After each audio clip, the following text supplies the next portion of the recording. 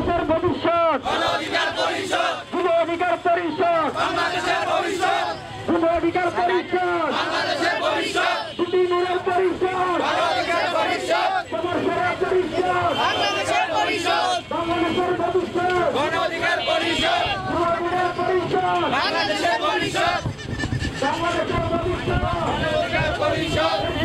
পরিষদের 7 দফা মানতে হবে, মানতে হবে। যুব অধিকার পরিষদের 7 দফা মানতে হবে, মানতে হবে। যুব অধিকার পরিষদের 7 দফা। আসসালামু আলাইকুম। দেশে বেকারত্ব মহামারী নিরসনে অন্তর্বর্তীকালীন সরকারের কাছে বাংলাদেশ যুব অধিকার পরিষদের পক্ষ থেকে 7 দফা বাস্তবায়নের দাবিতে মানববন্ধন। দয়া নয় কর্ম চাই, বাঁচার মতো বাঁচতে চাই।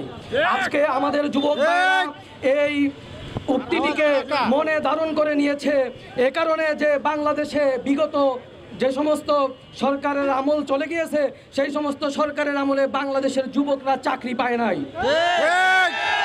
তো এমনকি এই চাকরি না পাওয়ার কারণে বাংলাদেশের যুবকরা অনেকে আত্মহত্যা পর্যন্ত করেছে।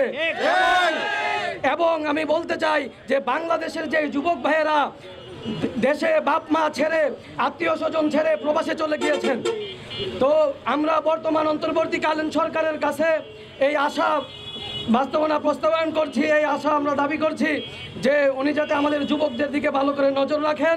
এবং আমরা বাংলাদেশ যুব অধিকার পরিষদের পক্ষ থেকে আজকের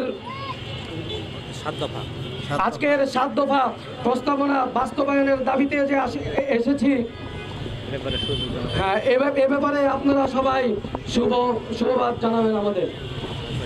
আপনাদের সবাইকে ধন্যবাদ।